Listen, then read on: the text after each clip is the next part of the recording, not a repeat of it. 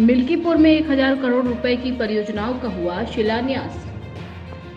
मिल्कीपुर में गुरुवार को आयोजित कार्यक्रम में बतौर मुख्य अतिथि सीएम योगी आदित्यनाथ पहुंचे। उन्होंने यहां पर 1000 करोड़ रुपए की करीब 83 विकास परियोजनाओं का लोकार्पण व शिलान्यास किया। इसके अलावा लाभार्थियों को आयुष्मान कार्ड, प्रधानमंत्री आवास योजना की चाबी व ऋण चेक आदि वितरित किए। इसके बाद योगी आदित्यनाथ ने कहा कि अच्छी सरकार वह है जो विकास, रोजगार और खुशहाली लेकर आए। वर्ष 2017 से पहले यूपी में होने वाले विकास पर बैरियर लगा था। जब से भाजपा की सरकार आई है तो हर तरफ विकास हो रहा है।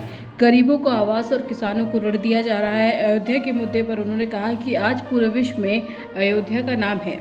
जनवरी से अब तक करोड़ों लोग रामलला के दर्शन करने अयोध्या आ चुके हैं। उन्होंने तंज कसते हुए कहा कि जब अयोध्या में दीपक जलता था तो सपा मुखिया और पाकिस्तान को जलन होती थी। इस मौके पर कैबिनेट मंत्री सूर्य प्रताप शाही, गिरीश यादव, मयंकेश्वर शरण व सतीश शर्मा आदि मौजूद रहे। राष्ट्रीय प्रस्तावना के लिए लखनऊ से संजय श्रीवास्तव की रिपोर्ट। भेदभाव के विकास के कार्यों को हर गांव गरीब के घर तक पहुंचाने का कार्य करती है।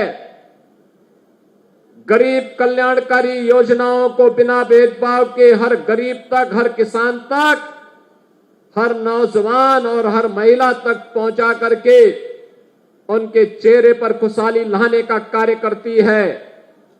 और भारतीय जनता पार्टी ने प्रधानमंत्री मोदी जी के विजन के अनुरूप उनके नेतृत्व में पिछले 10 वर्षों के अंदर विकास के इन कार्यों को इसी द्रुत गति से आगे बढ़ाने का कार्य किया है।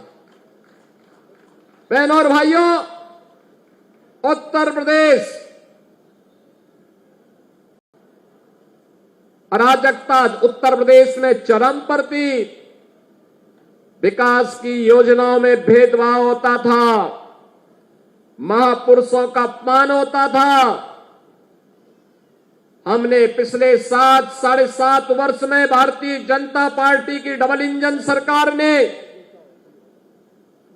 विकास के कार्यों को द्रुत गति से आगे बढ़ाया। आज आपको 4 लेन की सड़कें दिखती होंगी, 2 लेन की सड़कें दिखती होंगी, गांव की बेहतर कनेक्टिविटी दिखती होगी, गांव और मजरे में बिजली भी और पानी की भी व्यवस्था आज आपको दिखती होगी। बिना भेदभाव के हर गरीब को एक आवास उपलब्ध होते हुए आपको देखना होगा। हर गरीब के घर में शौचालय बनाने का कार्य उत्तर प्रदेश के अंदर 2 करोड़ 62 लाख परिवारों को एक शौचालय देने का कार्य इन 7.5 वर्ष के अंदर किया गया। तो 56 लाख गरीबों के एक आवास भी बने।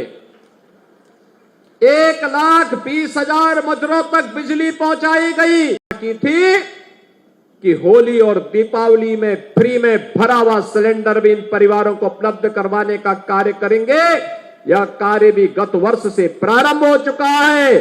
फिर दीपावली आ रही है, फिर से भरा हुआ सिलेंडर इन परिवारों को प्राप्त होगा। बहनों और भाइयों, 15 करोड़ लोग उत्तर प्रदेश में फ्री में राशन का लाभ प्राप्त कर रहे हैं। आज जो ये सुविधा मिल रही है, क्या 17 के पहले संभव था? 17 के पहले गरीब का राशन समाजवादी पार्टी के गुंडे हजम कर जाते थे। किसी गरीब को राशन नहीं मिलता था।